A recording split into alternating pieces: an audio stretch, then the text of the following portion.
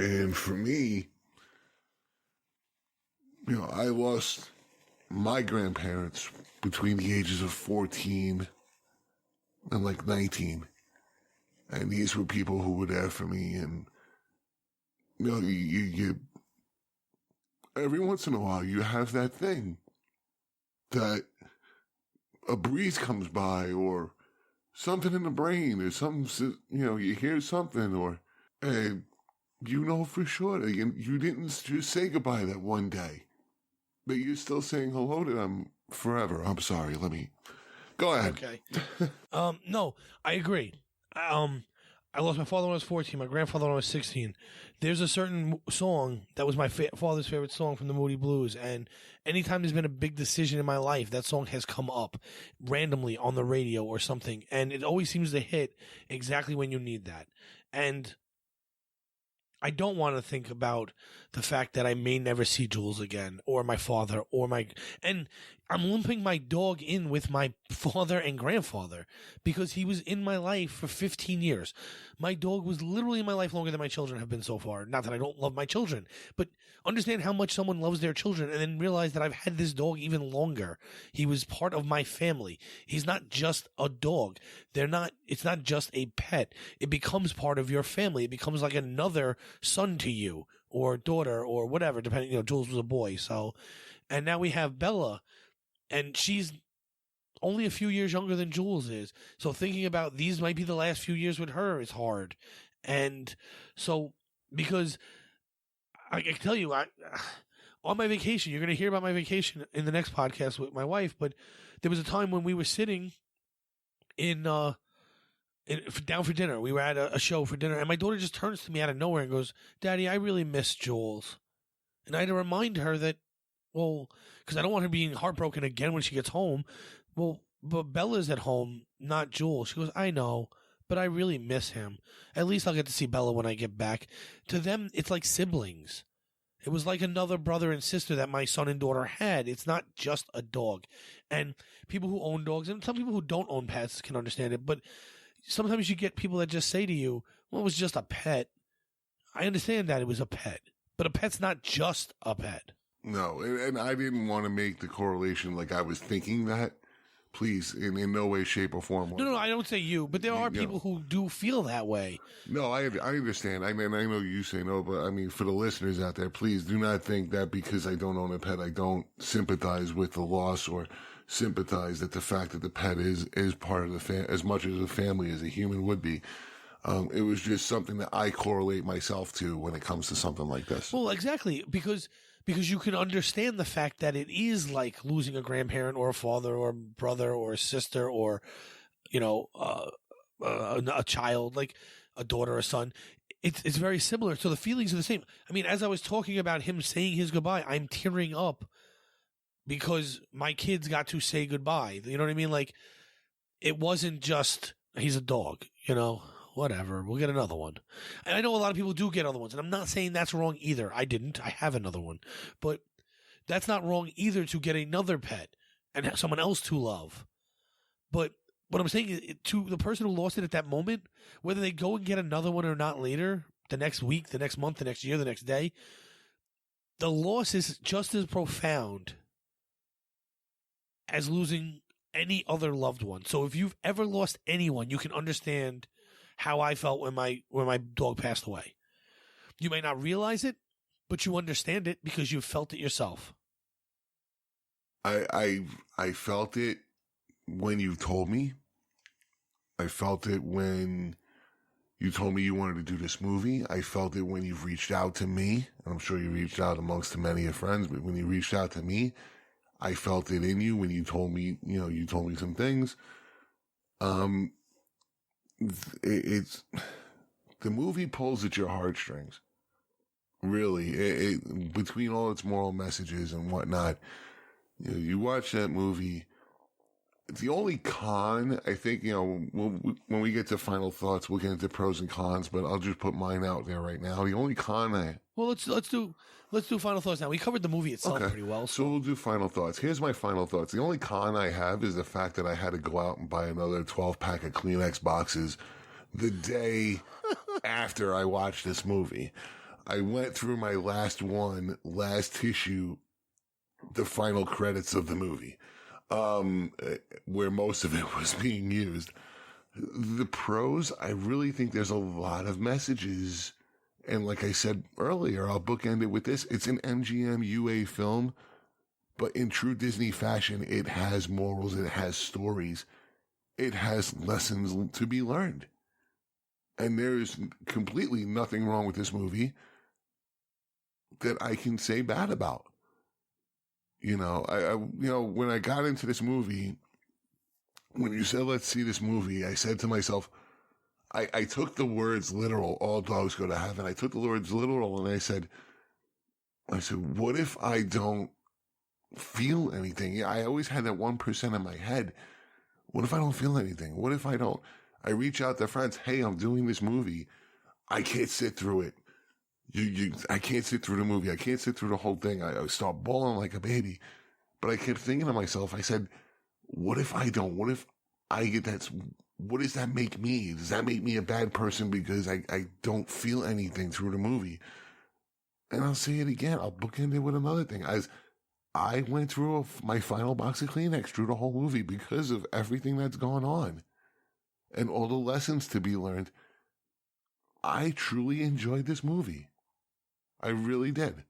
Yeah, the movie definitely takes on a different tone when you're an adult, too. Because as a kid, you're just kind of watching gleefully and happily, even though the message is death. It's given in a way that children can absorb it and learn a lesson without being overly upset about.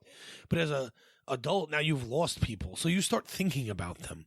You start thinking about who's gone from your life and who's passed away. I mean, and I think that's kind of the thing they're showing here is that it may be too early, but if you've done what you're supposed to do, he was supposed to get her a family.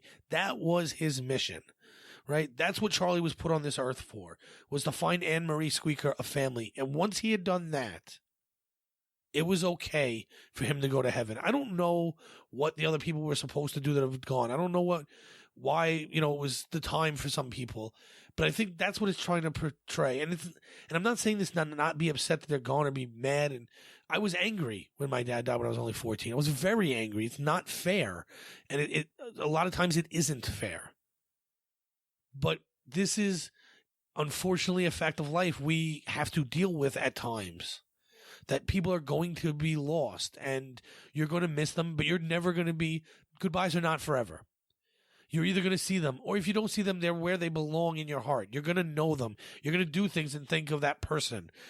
I go to a Yankee game, I think of my dad. I watch a basketball game on TV, I think of my dad. I go shoot hoops with my son, I think of my dad. Because these are all the things I did with my dad. So he's not gone. He's still here. He's just not physically here. You're living your dad's life through you. Right. And I think this is shown in that last scene because he tells Squeaker, Anne-Marie, to take care of Itchy, his best friend. So they are going to help each other through the loss of Charlie. And I'm very lucky in that I have a very good support. I don't have tons and tons and tons of friends, but I have a bunch, and they're all really good friends. Every one of them I've reached out to. I reached out to you.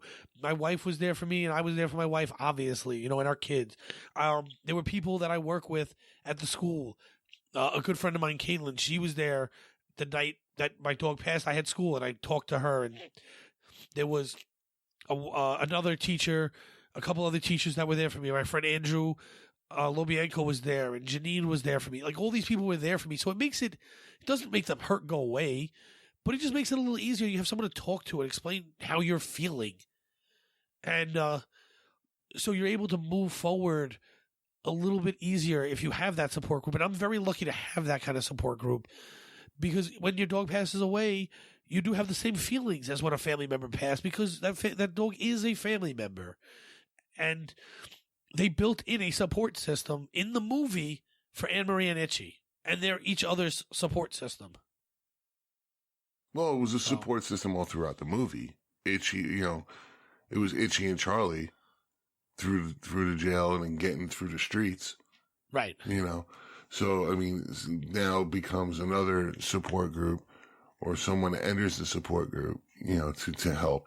And they're both there for each other. I agree. And it's just so phenomenally done. But I think that puts a bow on this before I start bawling like a baby. Yeah, I apologize. I almost did. I have to step back a minute. It's all right. So did I. But before we go, we do still have that great offer for you. Cuts by Magic is offering our listeners a 10% discount on any custom order with code JULES. That's JEWELS. Contact Cuts by Magic by searching Facebook for Cuts by Magic, CUTS space BY space MAGIC. Message the page and tell them JULES, JEWELS, and you'll receive a 10% discount on new and returning customers on any items. We also have, if you're still listening, we also have a giveaway coming. Cuts by Magic is going to sponsor a giveaway where if you leave us a star rating and written review between February 1st, let's say April 1st, right? If you leave us a star rating and written review in that time frame, you'll be entered in a drawing. The winner of that drawing will get one custom shirt, whether it be a vinyl custom shirt or a embroidered custom shirt through Cuts by Magic.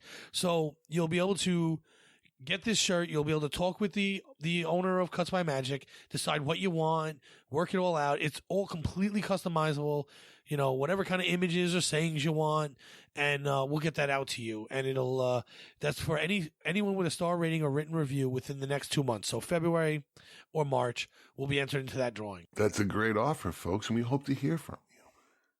Please join us on the UFB Facebook page to further the discussion of this episode. So, Tribz, where can people find you on the internet when you're not watching movies that make you bawl? When I'm not doing that, you can find me on the UFP page. You can find me on Twitter, where my handle is @TrekFanLV. The T, the F, L, and V are capital. You can find me on the Disney Aficionados page. You can find me on the web at those places where we can talk Disney and we can talk to further a discussion. Whatever it is you want to talk about, I'm there for you. So, Magic, where can people find you on the internet?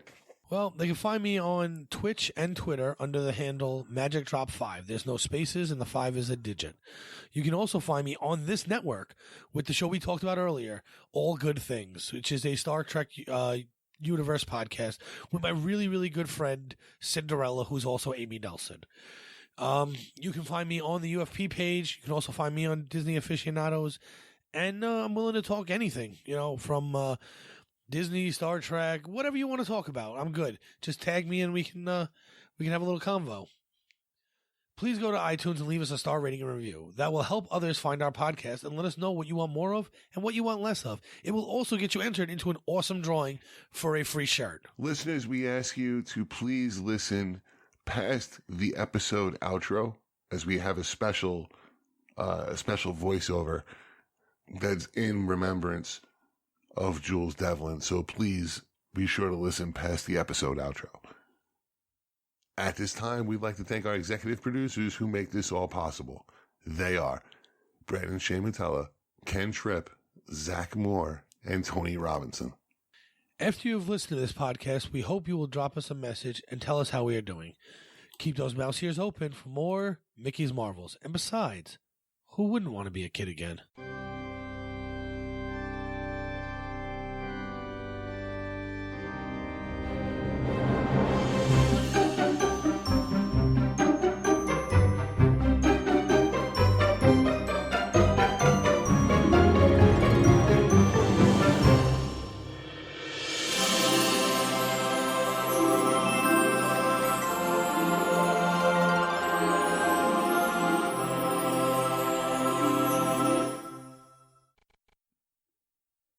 Rainbow Bridge. There is a bridge connecting heaven and earth. It is called a rainbow bridge because of all of its beautiful colors. Just this side of the rainbow bridge there is a land of meadows, hills, and valleys with lush green grass. When a beloved pet dies, the pet goes to this place. There is always food, water, and warm spring weather. The old and frail animals are young again. Those who are sick, hurt, or in pain are made whole again. There is only one thing missing. They are not with their special person who loved them so much on earth. So each day,